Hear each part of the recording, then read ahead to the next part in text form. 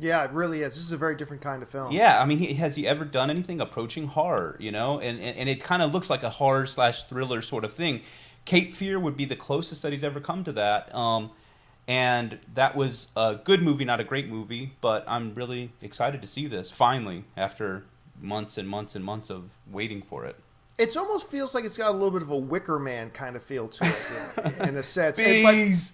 And I don't really like The Wicker Man. I didn't think it was a very good film at all, but I mean in a positive way. You mentioned, Chuck, the films that they've already made together, and they have been three great ones.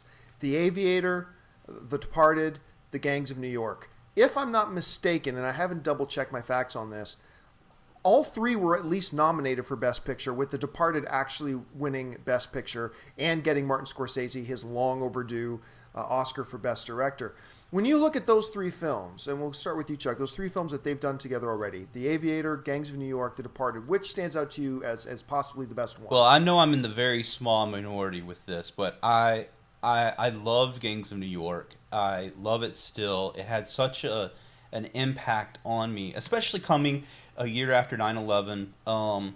It was very timely, and it was in production before 9/11, so it wasn't made as a result of it. But that last shot really had a big impact on me. Right. I understand some of the casting decisions could be questioned. However, Brandon Gleeson was amazing. DiCaprio was fantastic. Well, Gleason's awesome in everything he ever touches. He really is. I mean, yeah. Man, amazing. And of course, Daniel Day-Lewis is, as Bill the Butcher, is one of my favorite characters ever. So I love Gangs of New York. I put it just under Scorsese's very, very best movies, followed closely by The Departed, and closely after that, The Aviator. Soul, what about you? Well, Gangs of New York, the way I understood it, was Here we go. Moulin Rouge for dudes. So I didn't quite share the love and affection that Chuck Norris has. The Gangs of New York is Moulin Rouge for dudes. There you go. Okay. So that's what I have to say about that. The Aviator, as I understood it, was a biopic about a billionaire that peed in jars. And The Departed I quite liked, and is most recent in my memory. So I'll go with The Departed. Well, I'm going to have to, for different reasons, I'm going to have to agree with Soul. The Departed to me was... Don't act like they're different reasons. You agree with all three of my points. He is The Departed. The Departed actually based on my favorite cop film of all time, which is an Asian film by the name of Infernal Affairs. And Departed actually follows quite closely to Infernal Affairs, other than a little bit of a twist at the end. But other than that, but either way, I like you, Chuck. I'm really looking forward to seeing this. I think this is. I think we're probably due for another great film from DiCaprio and Scorsese. Anyway, let's move on to this last topic here. One of the the Oscars are coming up on, of course, March the 7th. One of the constant complaints from people who hate and people who love the Oscars every year generally seems to be about the broadcast itself and its length.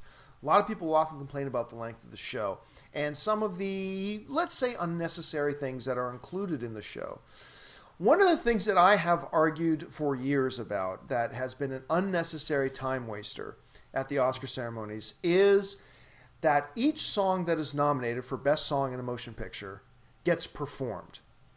Now, they announced that this year the producers have decided to go in a different direction. They will not have all the Best Song nominees performed at the Oscars. Instead, they're just going to have a little clip from the song playing over some video from the movie, which is essentially what they do for every other category.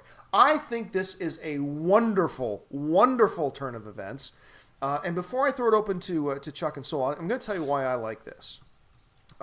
It's been said that, and I put this in my post up on Script-To-Screen, which you can read, but it's been said that you can tell what is most important to a man by observing what he spends his time on.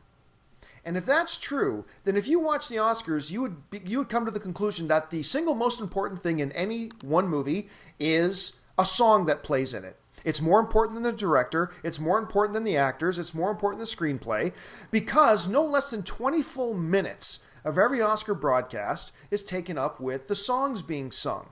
Whereas you might have 2 or 3 minutes taken up for Best Director, 2 or 3 minutes taken up for Best Actor. And usually that's 16 minutes dedicated directly to Disney. Yeah, usually, and Randy Newman.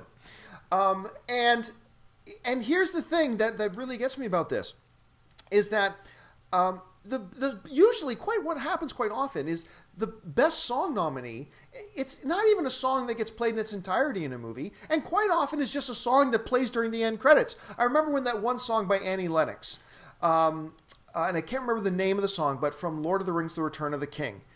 It's a breathtaking song. I believe Annie Lennox did win the Oscar for this song.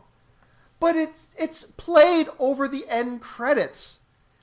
You know, and so I am glad that the Oscars are stopping this system of not one of the most important Oscars getting the lion's share of screen time during the Oscar broadcast. That's my point of view. I know other people have different opinions. I don't know if either one of these two jokers have a different opinion. But Chuck, I'll throw the line in the water. What do you think about this whole turn of events? Yeah, I like it. If not for your reason, but for the fact that generally these songs are just terrible, for my taste anyway. I think 2 Princess and the Frog songs were nominated this year. Yes, yeah. I mean, just hit me on the head with a 2x4 if I had to sit through 2 of those songs. It's just not for me. Seeing Elton John year after year do Disney songs is not for me. I'm so out of touch with today's pop music that I never know who the heck these people are. So yeah, it seemed like a huge waste of time for me. Although I think that they should probably have, since they've expanded the Best Picture, to 10, maybe they should have a on-stage reenactment of all 10 films to make up for the lost time. Soul, what about you? All right, here's 2. I agree with both of you guys, but I will give the Academy 2 options for including Best Song again in the telecast. The first option is that Beyonce dances them. And no music, no lyrics or anything. It's just an interpretive dance by Beyonce. So she does her own dance for all of the nominated songs. The second option, which I will also accept, is that Glenn Hansard and Markéta Irglova come out and do a little swell season version of all 5 of them. If either of those take place, I will accept it. But if neither of those take place, I won't allow it. It does remind me of 2 of my favorite Oscar moments regarding Best Song. One is, of course, with the Soul, you were just referring to them, the Falling Slowly. Yeah. When they won the Oscar for that, that was a great moment. And them singing that was a pretty special moment. Even that performance, which I would agree with you is one of the best in my recent memory, was ruined by the orchestra adding all of their crazy, and flares and, Right. And I was just I finally found that video and then realized how much better the actual song is than the Oscar version. At the Oscars. But the other one of my favorites was, I'm forgetting the exact name of the band, but it involves Martin Scorsese. It was the same year as The Departed, and a song from Hustle and Flow just won the best song. And I believe the name of the band was 3 6 Mafia, the hip-hop band. Yes. And Jon Stewart comes out and says, for those of you keeping score, 3 6 Mafia 1 Oscar, Martin Scorsese 0. Yeah. Which was pretty poignant. Well, listen, that does it for us. That's all the time we have for right now. So thank you guys for joining us. I want to thank the guys who are my guests today, Mr. Chuck Norris. Chuck, thank you very much. Thank you, and thank you, Soul. Soul Video, also known as John Green. John, thank you. Thank you very much, and thank you, Chuck Norris. And thank you, our readers, listeners, and viewers. Thanks for coming out for all your daily movie news. Make sure you check out AMC Entertainment's Script-To-Screen. It is our movie news blog, and you'll find out everything you ever need to know and more about what's going on in the movie world today. Thanks for joining. Subscribe to our feed. Subscribe to our podcast. And until next time, bye-bye.